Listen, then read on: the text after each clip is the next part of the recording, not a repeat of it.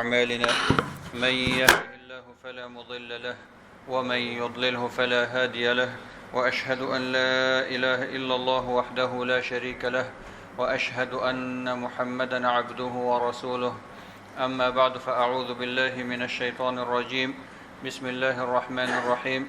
وإذا رأيت الذين يخوضون في آياتنا فأعرض عنهم حتى يخوضوا في حديث غيره وإما ينسينك الشيطان فلا تقعد بعد الذكرى مع القوم الظالمين صدق الله العظيم إن الله وملائكته يصلون على النبي يا أيها الذين آمنوا صلوا عليه وسلموا تسليما اللهم صل على سيدنا محمد وعلى آل سيدنا محمد كما صليت على سيدنا إبراهيم وعلى آل سيدنا إبراهيم وبارك على سيدنا محمد وعلى آل سيدنا محمد كما باركت على سيدنا إبراهيم وعلى آل سيدنا إبراهيم في العالمين إنك حميد مجيد. ډیرو قدرمنو محترمو مسلمانانو ورونو او خویندو، د یو انسان د معرفت لویه نښه چې هغه انسان پیژني چې دغه انسان څرنګه سړی دی، نیک انسان دی، بد انسان دی، صالح انسان دی، غیر صالح انسان دی. عموما د یو انسان پیژندلې دپاره لویه نښه چې علما بیانوي د انسان ملګري دي. انسان په ملګرو باندې پیژندل کیږي. که ته غواړې چې یو انسان وپیژنې، د هغه څخه پوښتنه مه کوه چې ته څوک یې، ځان راته معرفي کړه، څه رقم سړی یې، نیک انسان یې که بد انسان یې. فقط هغه ته ووایه ستا ملګري څوک دي، چا سره ملګرتیا لري. یو ځل ملګرو ته وګوره، ملګري یې وپیژنه، دغه انسان به خود به خود تا ته معرفي شي. ځکه هر انسان د خپل ملګري څخه رنګ اخلي، د خپل ملګري څخه خوی او عادت اخلي، د هغه خپل ملګري پیروي او تقلید کوي، د هغه څخه هر شی کاپي کوي. عموما ټولنه کې مونږ او تاسو که انسانان وګورو، قمارباز به قمارباز سره ملګرتیا لري، معتاد به معتاد سره ملګرتیا لري، سودخور به سودخور سره ملګرتیا لري، صالح انسان به صالح سره ملګرتیا لري، منځګزار انسان به د مسجد ملګرو سره ملګرتیا لري. هر انسان به خپل همشکل سره ملګرتیا لري. ځکه هم په عربي کې یو متل دی وایي الطیور علی اشکالها تقع. فارسي کې هم د دې مفهوم په یو شعر کې شته چې هر پرنده خپل همجنس سره کینی. که داسې یو مجلس ته یو سړی ورننوځي چې په دې مجلس کې 100 نفر منافقان ناست وي او یو نفر پکې مؤمن وي، او دغه سړی چې راتلونکی دی دی هم مؤمن وي، دی به په دې 100 نفرو کې هماغه مؤمن لټوي، دغه تر څنګ به کیني. او که چیرې داسې یو مجلس وي چې په هغې کې 100 نفره مؤمنان دي، یو پکې منافق وي او یو منافق راننوځي، دی به هماغه خپل منافق لټوي، د ټولو منځ کې به ورځي هماغه منافق سره کیني تر څنګ. موږ او تاسو په همدې ودونو خپلو محافلو کې هم ګورو، هر انسان چې چاته تمایل لري، ملګرتیا لري، محفل ته به ننوځي، په هر میز باندې به 10 نفره 100 نفره ناست وي، دی به ټولو میزونو ته ګوري، اخر به یو میز انتخابوي، د یو خاص نفر تر څنګ به کیني، ځکه هماغه انسان سره ملګرتیا لري. نو دا چې ملګری د انسان په ژوند کې ډېر یو اساسي نقش لري، د انسان په بدلون کې، د انسان په عادت په تغییر کې، د هغه په دین او افکارو کې، د هغه په ټولنیزو اړیکو روابطو کې، همدغه ملګری تا جنت ته هم بیولی شي، همدغه ملګری تا دوزخ ته هم بیولی شي. یعنی د جنت لار هم درته ښودلی شي، د دوزخ لارې ته دې هم برابرولی شي. نو دا چې ملګری دومره ډېر اساسي لوی نقش لري د انسان په ژوند کې، باید انسان خپل ملګرو ته ډېر زیات دقت وکړي. چا سره ملګرتیا وکړم، چا سره ونه کړم، څوک زما د ملګرتیا وړتیا لري، څوک زما د ملګرتیا وړتیا نه لري. ځکه علما فرمایي څرنګه چې ستا روح او ستا نفس په خپل ژوند کې مختلفو شیانو ته تمایل لري، ته چې د رخ فروشۍ دکان ته ځې 10 12 15 قسمه رخ ګورې، رنګونو ته ګورې، شکل ته ګورې، تکې ته ګورې، دغه تکې ډبلوالي ته ګورې، نریوالي ته ګورې، هر شي ته د فکر وي چې کوم سره ښه معلومېږم، خلک ما ته په کوم نظر باندې ګوري، دغه تکه د اوړي دپاره ده که د ژمي دپاره ده. همدارنګه که رستوران ته ځي، مینو درته درکوي، په مینو کې خپل غذاګانې د خوښې خوښوي. نو په همدې اساس باندې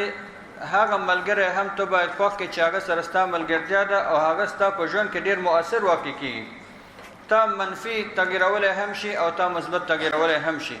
ځکه رسول الله صلی الله علیه وسلم همدغه مفهوم مونږ او تاسو ته ډېرو په لنډو الفاظو خلاصه کړی. فرمایي الرجل علی دین خلیله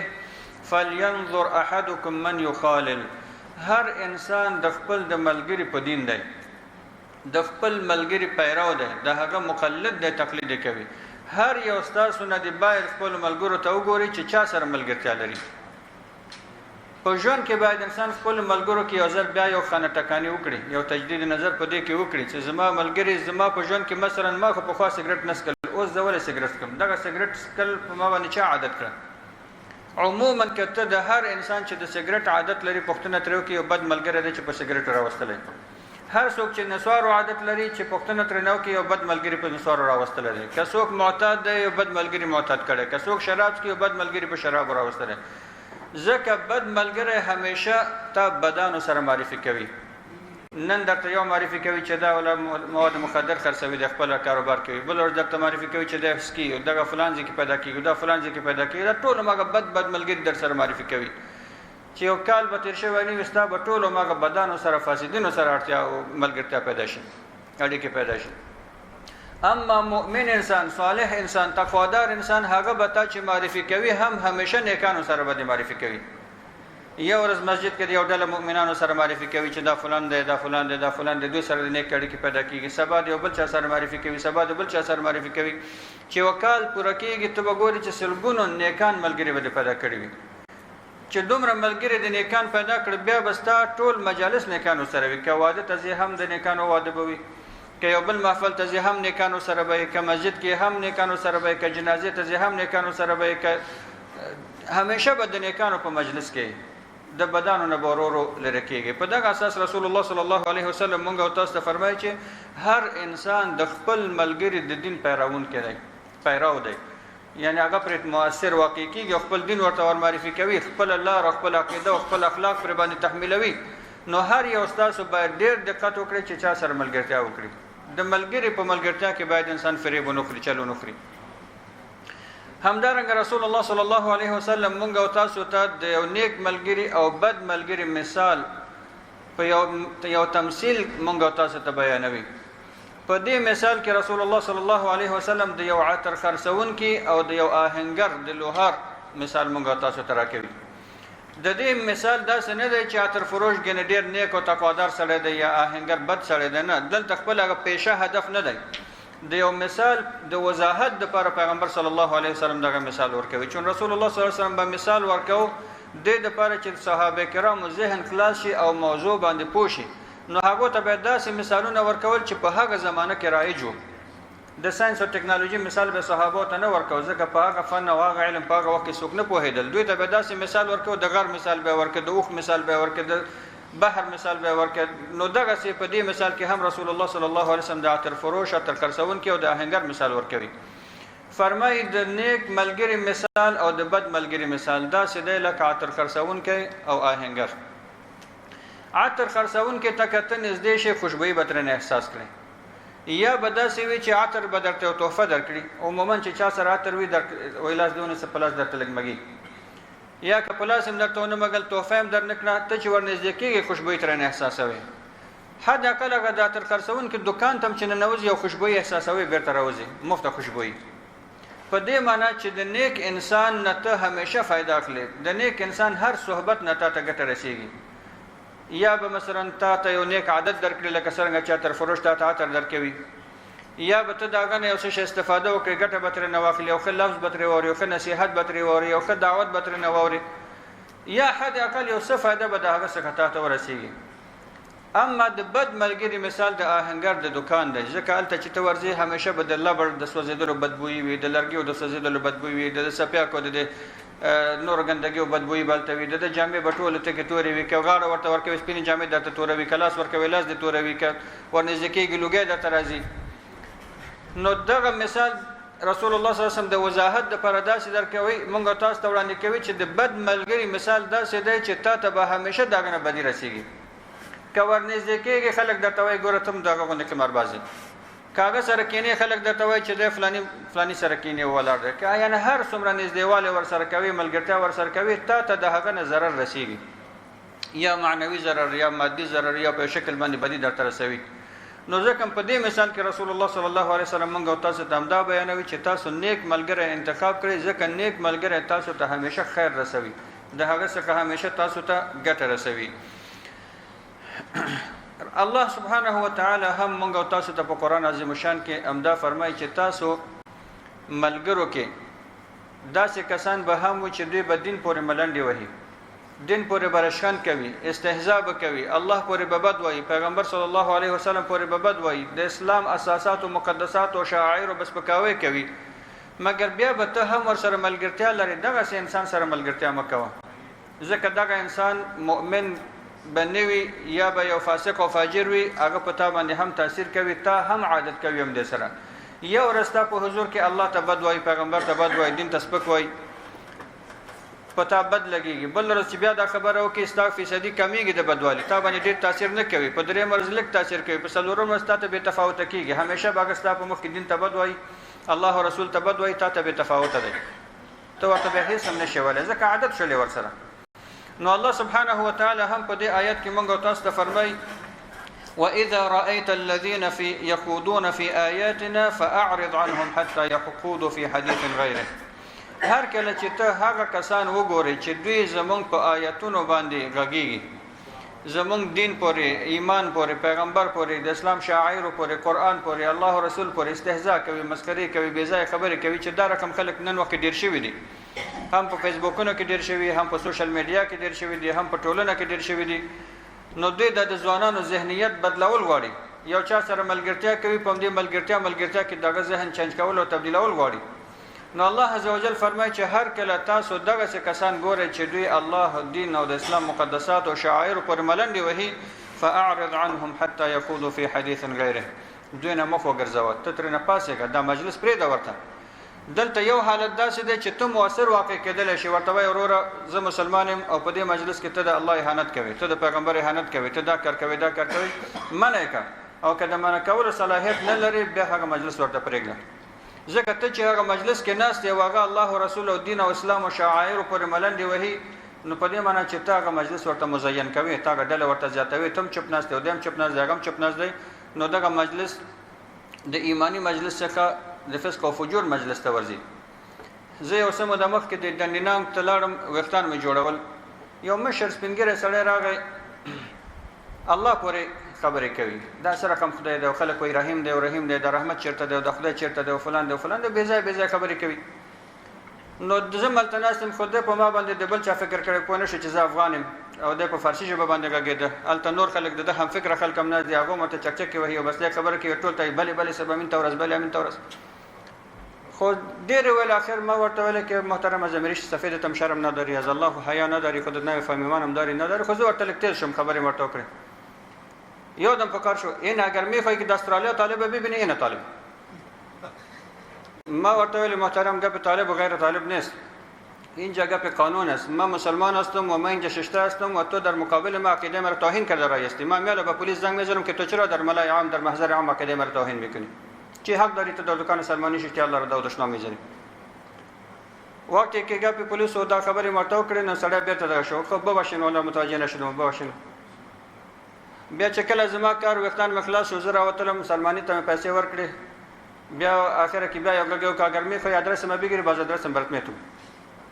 نو بیا ما ورسره خبرې کوم، حال چې ما خاموشي اختیار کردم، دیگه لطفا تو هم گپ نزن، خو مگر متوجه باش که اینجا استرالیا است، اینجا گپ طالب و غیر طالب نیست. خو خلاصه دا چې زه هم ورسره لږ تیز شوم، بیا دې سلماني ته وایي والله اگر میاله پیشی تفنگ میگو تا میجه مرمیزد. نو په دې معنی چې یا به دی الله ته کمزا کوي بدره دی وایي، یا به ته ورته خاموش ناست. نو په دغسې محافلو کې مجالسو کې الله سبحانه وتعالی موږ او تاسو ته فرمایي چې که چېرې ته کولی شي چې هغه منع کړې نو منع کړه،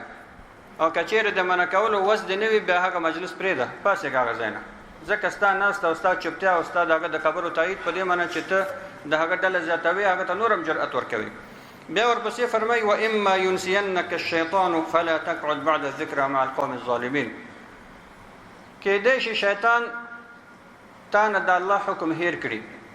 مونږ او تاسو ته حکم هم دا وشو چې نیکانو سره ملګرتیا وکړه، بدانو سره ملګرتیا مه کوه، دغسې مجالسو کې مه کښېنه. مګر یو وخت تا نه هیر شي او چا دعوت کړل دغه یو بد مجلس ته لاړ یا یو ځای کې کېناستل خلکو داسې خبره شروع کړي الله رسول پس استهزاء کوي دل پس ملنډې وهي نو تا نم د الله حکم هیر شو نو فورا د مجلس نه پاسېږه الله ته استغفار وکړه او دین وروسته بیا دغه یو کار مکوه ځکه انسان ضعیف دی د انسان څخه هیرتیا راځي مګر آینده د پر انسان باید متوجه اوسېږي ځکه بل آیت کې الله عز وجل موږ او تاسو ته دا فرمایي چې په دنیا کې خو به انسان یو چا سره ملګرتیا کوي دنیا کې به انسان چا سره ملګرتیا کوي چې دی رانه خفه نشي یا فلان رانه خفه نشي یا دا خو فلان صاحب دی یا دا فلان صاحب دی هغه به د دین نه تا لرې کوي ستا د اخلاق به د خرابوي تا به په بد عادتونو باندې مبتلا کوي مګر ته به بیا هم خاموشي اختیاروي دغه ملګرتیا به ورسره پالي او پالي او پالي مګر آخرت ته ستا توجه نشته چې آخرت کې به بیا زه څه کوم کله چې د الله حضور ته ورځم او خپل ایمان د لاسه ورکوم اخلاق د لاسه ورکوم عقیده د لاسه ورکوم فقط د فلان دپاره او د فلان دپاره نو د الله حضور ته به موږ تاسو څه جواب ورکوو د قیامت په ورځ به بیا همدغه انسان چې په دنیا کې الله یې خفه کوه خو خپل ملګری خوشحالو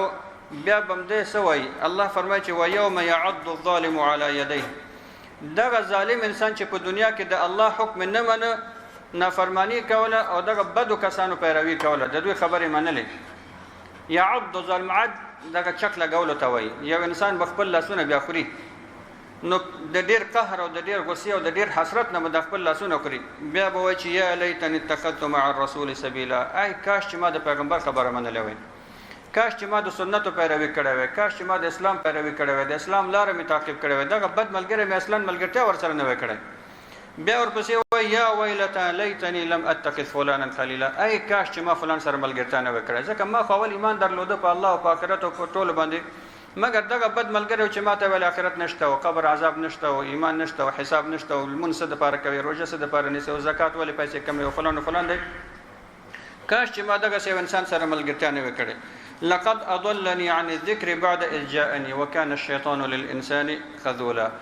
دغه ملګری خو زه دین اورسته چې مؤمن وم په نیک لار باندې روانم متقی او پرهیزګارم زه خو د الله د یاد څخه لري کړم غافل کړم ما نه هر څه واخیستل اخلاق زما تغیر کړ زمزه په سیګریټ او په دې معتاد او په دې نور شانو باندې راوستلم زما یعنی ټول هر څه ما ته بدل کړ ایمان را څخه واخیست کاش چې ما د سره ملګرتیا نه وکړي نو کله چې بیا انسان د قیامت پر ورځ دغه سه حالت سره مخ کیږي دا غینه بهتره ده چې په دنیا کې انسان متوجه شي زما ملګری څوک باید وي زه په کوم معیارونو باید چا سره ملګرتیا وکړم کوم رقم انسانانو سره ملګرتیا وپالم کوم رقم انسانانو سره ملګرتیا ونه پالم همدغه ملګری د بد ملګری چې د قیامت پر ورځ هم تا دې عاقبت سره مخ کوي او کله کله یو انسان جهنم ته هم رسوي او موږ تاسو د پیغمبر صلی الله علیه وسلم ژوند ته کو ګورو عملی مثال موږ تاسو ته د هغه کاکا د ابو طالب دی کله چې ابو طالب وفات کېده پیغمبر صلی الله علیه و آله وسلم د خاطر راغی د ته ویل چې کاکا فقط وایي چې لا اله الا الله محمد رسول الله احاج لك بها عند الله چې زه د الله په نس ستاسو لپاره الله سره حجت یو دلیل ولرم چې الله دغه کلمه ولستره د مرګ په وخت کې چې همدغه کلمه زما شفاعت سره ستاسو د دې سبب شي چې د دوزخ اور څخه خلاص او جنت ته لاړ شي ابو طالب غوښتل چې دا کلمه وایي پیغمبر صلی الله علیه وسلم ته ډیر په ترحم سره قتل مگر چپ طرف ته چې ګوري چې ابو جهل ناز دی او د ابی ابن کعب ناز دی او فلان دی او فلان دی غټ غټ مشرکان ورته ناز دي سرداران هغه ورته پام کوي ابو طالب چې کلمه نو لل بیا به خلک درته ننګ او عار درکوي چې د آخرت څخه ورېدو د عذاب قبر څخه ورېدو د خپل وراره کلمه ولسته د فلار دین پرې نه د پام کوي آخري لحظات د مرګ کې اخر ویل چې همدغه ننګ ز قبلوم خو ایمان نه راوړم مشرک د دنیا څخه لاړ نو دغه ابو جهل او دغه نور مشرکان د دنیا څخه بې ایمانه پرې خو د چلاړ شي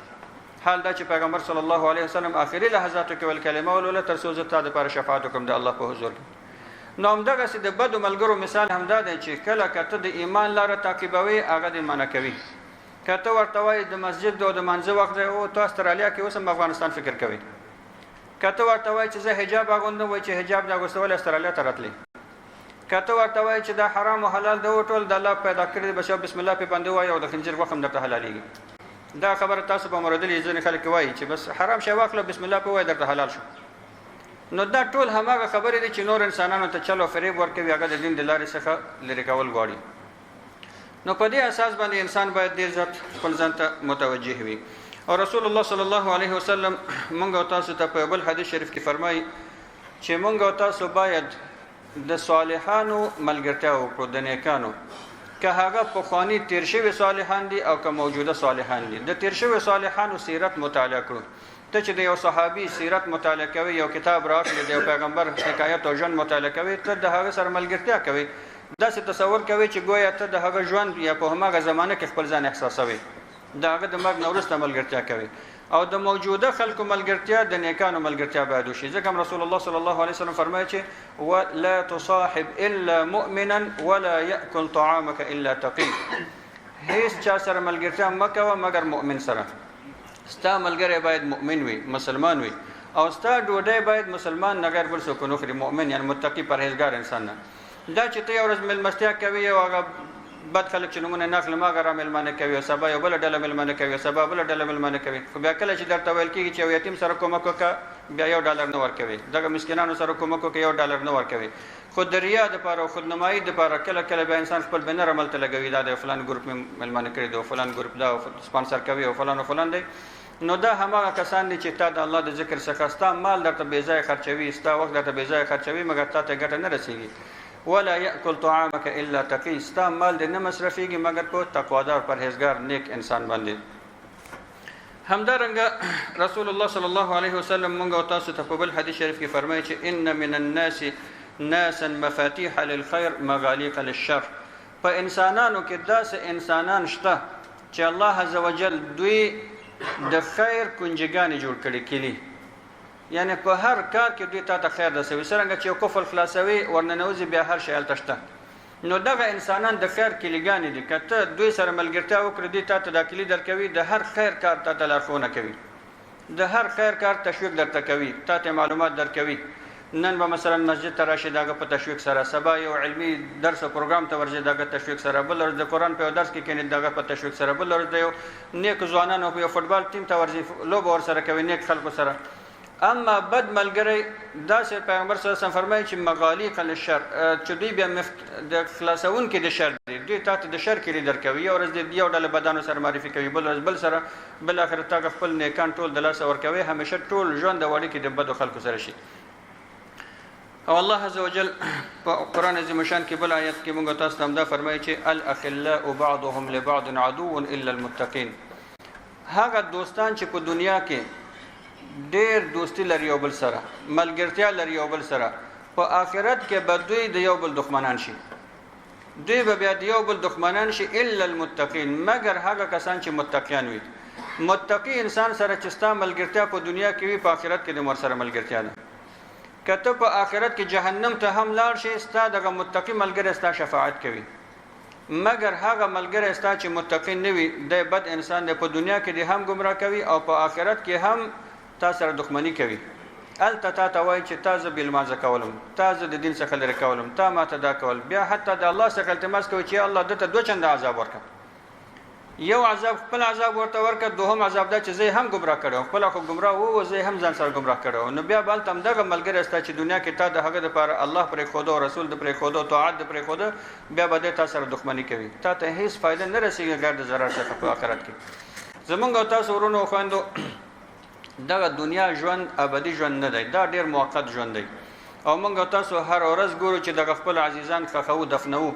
او موږ تاسو دغه مجلس کې چې ناستو د ډیرو زموږ تاسو به پلاران وفات شوي، د ډیرو به میندې وفات شوي، د چا به نور عزیزان خپلوان وفات شوي. نو دغه کسان چې موږ تاسو په خپل لاس دفنوو، خپل ځان ته هم باید فکر وکړو چې موږ هم مړه کېږو.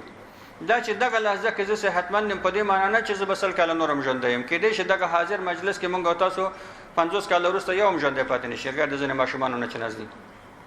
کېدای شي یو مجموعه زموږ 100 کاله وروسته نه وي، یو مجموعه زموږ 15 کاله وروسته نه وي، یو مجموعه زموږ کېدای شي 1 کال وروسته نه وي، یو مجموعه نور الله پوهېږي چې څه وخت به وي څه وخت به نه وي. هر انسان وفات کېدونکی دی، باید خپل هغه ابدي کور چې دایمي ژوند دی هغې دپاره آمادګي انسان باید ونیسي. همدارنګه موږ تاسو ته رسول الله صلی الله علیه وسلم په یو دعا کې دا بیانوي چې یعنی تاسو د الله څخه په خپلو دعاګانو کې د بد ملګري څخه پناه وغواړئ، د بد ملګري څخه پناه وغواړئ. او رسول الله صلی الله علیه وسلم بخپله دا دعا کوله چې اللهم انی اعوذ بک من یوم السوء، یا الله زه تا ته پناه وړم د بدې ورځې څخه، یعنی یا الله ما د بدې ورځې څخه وساتې. بده ورځ نو ماغه د مصیبت ورځ ده چې انسان باندې راځي، یا به خپل عزیزان د لاسه ورکوي، یا به یو بل مصیبت سره مخ کېږي، یا به مال د لاسه ورکوي. بده ورځ چې موږ تاسو ورته وایو، نو یا الله ما د بدې ورځې څخه وساتې، یا الله ما د بدې شپې څخه وساتې، یا الله ما د بد ساعت او د بد لحظې څخه وساتې، او یا الله ما د بد ملګري څخه وساتې، صاحب السوء، بد ملګري سره مې وساتې.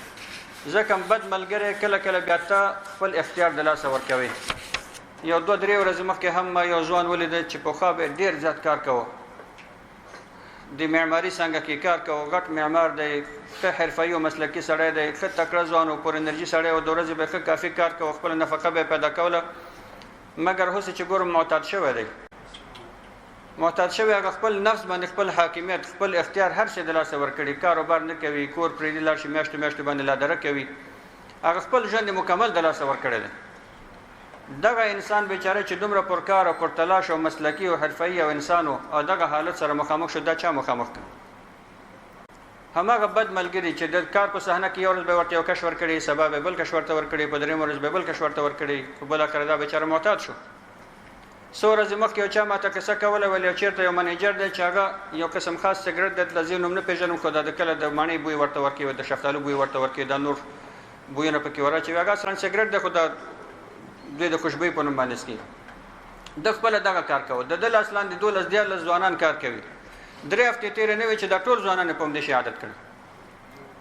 خو منیجر دی ورکې واله که وخت ته ځوان سړی ولې صد کوي، داسې شی دی، دا خو هېڅ مشکل نه لري، فلان دی فلان دی، سبا یې داسې کړي سبا یې داسې کړي، بالاخره 12-14 نفره ټول په همدې عادت شو. نو آینده کې به دغه ځوان چې په دې کم سن کې په دې باندې عادت شي، د خپل پیسې په دې باندې مصرفوي، خپل صحت پرې باندې د لاسه ورکوي، او دی چې عمر تېرېږي په نورو بدو بلاو باندې به هم عادت کېږي. نو د دې هغه ګناه به د همدغه کس په غاړه باندې وي چې چا دغه ماشومان یا دغه ځوانان معتاد کړي دي، دی په دغه مصیبت باندې مبتلا کړی دی. نو په همدغه اساس باندې والدین هم باید د خپل اولادونو ملګرو ته ډېر متوجه وي، هر چا سره خپل اولاد ته اجازه ورنه کړي چې لاړ شي، او اولاد هم چې هر چا سره ملګرتیا کوي باید والدین په جریان کې واچوي، چا سره ملګرتیا کوم، دغه ملګری مې څوک دی. خو اوس متاسفانه شرایط داسې راغلي دي که ته یو 10 کلن هلک ته هم یو نصیحت کوي، هغه ځان په تا پورته ګڼي چې تا نه زه ښه پوهېږم، ته پخوانی سړی او زه اوس د 22مې پېړۍ سړی یم. پلار ورته بیا عقل معلومیږي، مور ورته بیا عقل معلومیږي، دی به خپله هماغه ناروا کار کوي، بد ملګري سره به ملګرتیا کوي، فکر کوي چې زما پلار زما ازادي سلبوي، مګر په دې نه پوهېږي چې پلار ستا د آینده دپاره خبرې کوي، ستا د مصلحت دپاره دا نصیحت تا ته کوي. همدارنګه که چیرې موږ او تاسو نور احادیثو ته وګورو، په احادیثو کې هم په دې باندې ډېر زیات تاکید راغلی. یو صحابي رسول الله صلی الله علیه وسلم ته راغی او وی ویل چې یا رسول الله قیامت څه وخت دی؟ یا رسول الله قیامت څه وخت دی؟ متى الساعه؟ پیغمبر صلی الله علیه وسلم چې دې صحابي ته وکتل او د دې شوق ته وکتل او د قیامت پوښتنې ته وکتل، نو ورته وفرمیل چې تا قیامت دپاره څه آمادګي نیولې؟ د قیامت پوښتنه څوک کوي چې یو څه آمادګي نیولې وي؟ د قیامت پوښتنه کوي څه آمادګي قیامت ته لري؟ دې صحابي ورته ویل چې یا رسول الله هېڅ آمادګي نه لرم، فقط دومره دی چې الله او رسول صلی الله علیه وسلم سره مې محبت دی، د الله او د پیغمبر صلی الله علیه وسلم اطاعت کوم، د هغو پیروي کوم. رسول الله صلی الله علیه وسلم ورته وفرمیل چې انت مع من احببته، د قیامت په ورځ به ته هغه چا سره حشر کېږي چې ته ورسره دوستي لري، دا چې ته الله او رسول سره دوستي لري، پیغمبرانو سره به دغه حکم عام دی، انت مع من احببته، ته چې چا سره دوستي لري د قیامت په ورځ به همغه سره حشر کېږي. اوس ته خپله د قیامت دپاره فکر وکړه چا سره غواړې چې حشر شي؟ همدغه پوډري ملګري سره غواړي چې حشر شي د قیامت په ورځ، همدغه قمارباز سره غواړي چې حشر شي، د ده ځای خو تا ته معلوم دی، همدغه سودخور سره غواړي چې حشر شي، همدغه انسان سره چې ظالم دی غواړي چې حشر شي، دغه انسان سره چې غلاوي کوي حشر شي، د خائن سره یا بد اخلاقه سره حشر شي. ته اوس خپل آینده دپاره تصمیم د اوس نه ونیسه، چا سره غواړي چې د قیامت په ورځ اوسئ؟ که زه دغه ډله انسانانو سره اوسېږم که ځای معلوم د جهنم دی، او که دغه ډله انسانانو سره اوسېږم ځای معلوم د جنت دی. نو همغه کسانو سره ملګرتیا وکړه، هغه کسانو سره دوستي وکړه چې ته احساس کوې ظاهرا چې دوی د الله خاص بندگان دي، متقیان دي، پرهیزګاران دي. نو ځکه کله چې دغه حدیث انس ابن مالک رضی الله عنه روایت کوي، فرمایي چې کله پیغمبر صلی الله علیه وسلم دغه جمله ورته وویله چې ته به هغه چا سره حشر کېږي چې په دنیا کې ورسره دوستي لري، وایي موږ په هېڅ شي دومره خوشحاله شوي نه وو چې دغه جملې باندې خوشحاله شو، انت مع من احببته، ته چې چا سره څوک خوښوي په دنیا کې هغه سره به د قیامت پر ورځ حشر کیږي. نو فورا انس بن مالک رضی الله عنه او فرمایل چې انا احب النبي وابا بکر وعمر وفلان وفلان. یا رسول الله زما تا سره محبت ده، زما ابوبکر سره محبت ده، زما عمر سره محبت ده، زما فلان وفلان سره محبت ده، غواړم چې تاسو سره وسیو. نو دغه حدیث مونږ تاسو ته هم یو دستور العمل دی چې تخپل آخرت د لپاره اوس نه تصمیم ونیسه، د هغه لوی سفر د لپاره ابدي ژوند د لپاره اوس نه ځان ته ملګری انتخاب کا، ملګری د څوک باید وي. نو په دغه اساس په دې کې باید انسان خطا ونه شي او تیرونه وځي چې بیا خدای نه خواسته سره د قیامت پر ورځ په جهنم کې به بیا دوړه سره یو ځای یو. ته به هغه ته وایي چې تا زه بدې لارې ته کش کړم، هغه به تا ته وایي چې تا ولې زما خبره منل. نو ځکه هغه یو آیت قرآن عظیم شان کې همداسې دی چې کله دغه دوزخیان دوزخ ته داخل شي هل تب یلعن بعضهم بعضا، بیا به یو په بل باندې لعنت وایي، لعنتي تا ما ته دا خبره کړې دی، وایي لعنتي ته خپله تا ما ته دا خبره کړې، یو بل باندې به لعنت وایي. نو دنیا کې خو ملګرتیا ده مګر هلته به بیا حقیقت ورته معلوم شي. نو دې نه مخکې چې انسان دغه مرحلې ته رسیږي باید خپل دقت په دغه مسله باندې وکړي. همدارنګه موږ او تاسو ته کچیر احادیثو ته ګورو، رسول الله صلی الله علیه وسلم د دغه دوستی نیکانو سره د دوستی هغه ثمرات نتایج بیانوي. لومړی ثمره یې همدا ده چې دغه نیک دوست به تا سره د قیامت په ورځ ملګری وي. مثال ما تاسو ته وویل چې انس بن مالک روایت وکړي چې صحابي د پیغمبر څخه پوښتنه وکړه او هغه ورته وفرمایل چې انت مع من احببت. دوهمه ثمره یې همدا ده چې نیک ملګری ته د قیامت په ورځ تا سره مرسته کوي، د قیامت د شدایدو څخه او سختیو څخه خلاصوي. ځکه الله عز وجل فرمایي چې د قیامت په ورځ به ټول دوستان یو بل سره دښمن وي غیر د متقیانو څخه. هغه متقی انسان به تا ته شفاعت کوي، متقی انسان به د قیامت په ورځ د الله حضور ته ستا دپاره ودرېږي. که چېرې ته جهنم ته هم لاړ شي متقی ملګری به د الله په نزد شفاعت کوي، تا به د جهنم څخه بیرته راوباسي. همدا رقم دا دی چې نیک ملګری تا ته همیشه دعا کوي. که نیک ملګری سره کېناستلی هم درته دعا کوي، د خدای پاماني په وخت کې هم درته دعا کوي، غایبانه هم درته دعا کوي، که ته وفات او مړ شي هم درته دعا کوي. او موږ تاسو قرآن عظیم شان کې هم دغه آیت لولو چې الله عز وجل د مؤمنانو په صفاتو کې بیانوي چې ربنا اغفر لنا ولاخواننا الذين سبقونا بالایمان. مؤمنان هغه کسان دي چې دی وایي یا الله مونږ ته مغفرت وکړي، او هغه مؤمنانو ته مغفرت وکړي چې دی په ایمان سره زمونږ نه مخکې تیر شوي، زمونږ تیر شوي خلکو ته، که هغه پلاران دي، که خپلوان دي، که دوستان دي، که ملګري دي، استادان دي، ټولو ته مغفرت وکړي. نیک ملګری تا ته دعا کوي د مرګ څخه وروسته، مګر د بد ملګري څخه به تاسو توقع ولرئ چې د مرګ نه وروسته به تا سره څه وکړي. همدا رقم